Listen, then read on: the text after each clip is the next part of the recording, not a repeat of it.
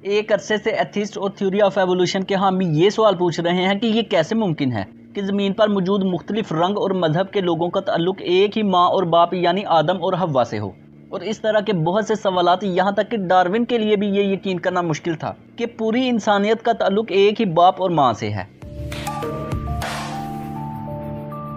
दर हकीकत अगर theory of evolution दुरुस्त होती तो ये मुमकिन ही नहीं था कि तमाम इंसानियत का ताल्लुक एक ही इंसान से हो, बल्कि अगर थ्योरी ऑफ एवोल्यूशन दुरुस्त होती तो फिर बहुत से मुख्तलिफ बाप और माएँ होना कन्फर्म था।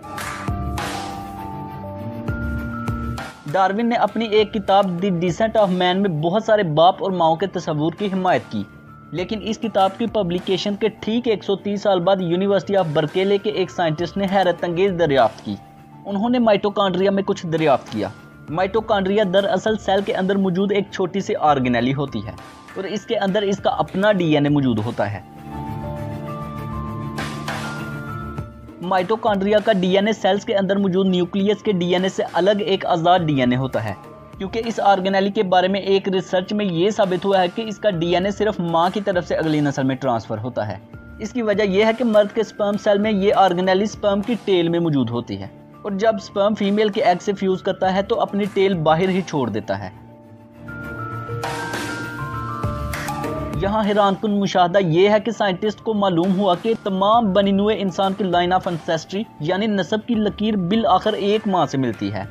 ये बात दुनिया के सबसे बड़े साइंटिफिक जर्नल नेचर में पब्लिश होने वाली एक तहकीक है, जिसमें कहा गया है कि तमाम इंसानों का सिलसिला नस्ब बिल आखिर एक माँ से मिलता है, क्योंकि आज के इंसान के अंदर मौजूद माइटोकॉन्ड्रिया का डीएनए दुनिया की पहली औरत के डीएनए से तकरीबन मिलता जुलता है।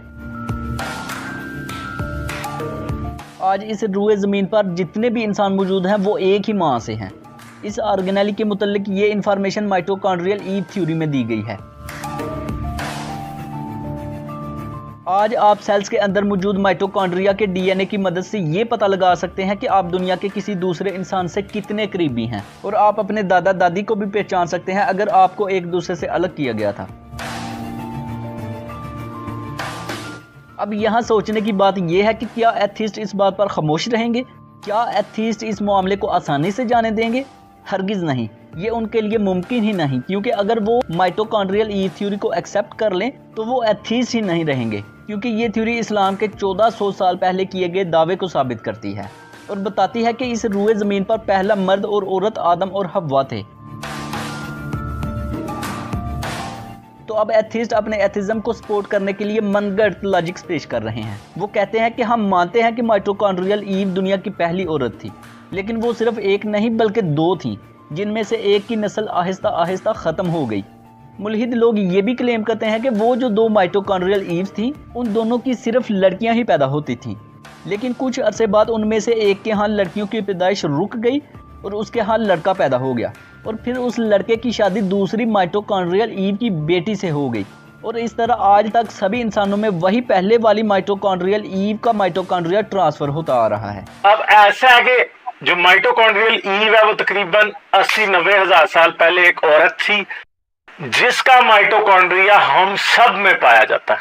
मतलब ये नहीं है कि ये इस टाइम अकेली ईमेल थी, ठीक है, ये ओनली फीमेल नहीं थी, बट यहाँ पे और भी फीमेल्स थी, मगर इस फीमेल की बेटी आगे आ रही थी, ठीक है, एक ये इसने अपनी बेटी को दिया, फिर कोई जनरेशन आई कि इसकी बेटी का कोई बेटा हुआ है, बेटी हुई ही नहीं, इसके सिर्फ मेल्स ही थे, तो इसकी जो लाइन है ना वो यहाँ पे टूट गई आके।